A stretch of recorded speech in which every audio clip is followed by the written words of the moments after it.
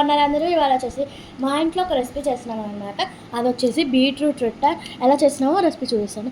మనమైతే 2 బీట్రూట్లు తురుముకోవాలన్నమాట. ఇలా 2 బీట్రూట్లు తురుముకున్న తర్వాత ఒక బౌల్ తీసుకోవాలి పెద్దది. తర్వాత దాంట్లోకి ఒక 6 స్పూన్స్ దాకా బియ్యం పిండి వేసుకోవాలి. 1 2 3 4th వన్ వేసుకుంటున్నాం. ఇప్పుడు 4th వన్, 5th వన్ కూడా వేసుకోవాలి. 5th one and 6th one. 6 spoons వేసుకున్న తర్వాత మనము కావాల్సినంత కారం, నేనైతే 1/2 స్పూన్ వేసుకుంటున్నాను. దీనికి మీకు ఎక్కువ కారం కావాలంటే ఎక్కువ కారం వేసుకోండి.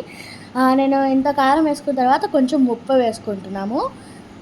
నేనైతే ఇంత ఒక సాల్ట్ వేసుకుంటున్నాను. మీకు కావాల్సినంత సాల్ట్ వేసుకోవచ్చు. ఇప్పుడైతే మనం తురుముకున్న బీట్రూట్ని అంతా వేసేసుకోవాలి. దాంట్లో మంచిగా అంతా స్ప్రెడ్ మొత్తం వేసేసుకోవాలి. తర్వాత ఉల్లిపాయను కట్ చేసుకుంటున్నాము. ఇలా ఈ ఉల్లిపాయలంతా అందులో వేసేసేయాలి. ఉల్లిపాయలు వేసేస్తున్నాము. మీరు 1 ఆనియన్ సరిపోయిద్ది. ఇప్పుడు బాగా మిక్స్ చేసేసుకోవాలి. తర్వాత మీకు కావాల్సినంత వాటర్ మంచి కన్సిస్టెన్సీలోకి వచ్చేదాకా వాటర్ వేసేసుకొని బాగా కలుపుకుంటూ ఉంటే అది వచ్చేసి రెడ్ కలర్లోకి వచ్చేస్తూ ఉంటుంది. అనుకోండి మనం కలిపేసుకున్న తర్వాత వాటర్ వేసుకుంటూ ఉన్నాము. చూసింది ఇలా మంచి కన్సిస్టెన్సీలోకి వచ్చిన తర్వాత చూసింటే మీరు ఇంకా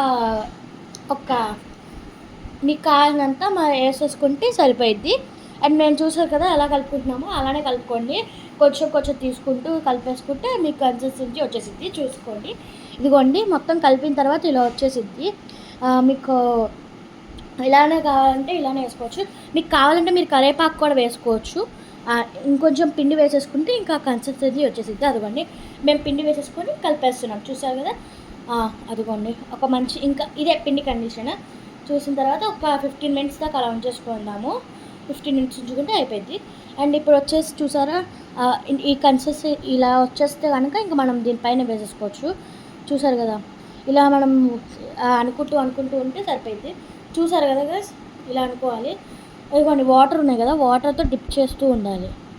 డిప్ చేస్తే అయిపోయింది. ఇప్పుడు ఇదిగోండి మనం ఇలా చేసిన తర్వాత మనకి వచ్చేసిద్ది ఒక సర్కిల్ రౌండ్ బాగా వస్తుంది. దాంట్లో హోల్స్ పెట్టుకుంటే మనకు ఆయిల్ వేయడానికి ఈజీగా ఉంటుంది. ఇంకా ఇందులో వేసేసిన తర్వాత అదిగోండి ఆయిల్ వేసేస్తున్నాను చూడండి. ఆ హోల్స్లో కూడా ఆయిల్ వేసుకోవాలి మనం.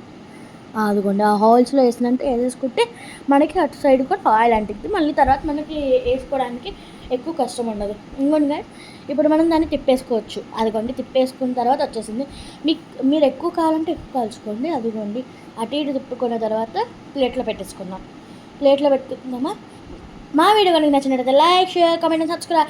ఈష్కి lot of love with Bhavishya. Thank you.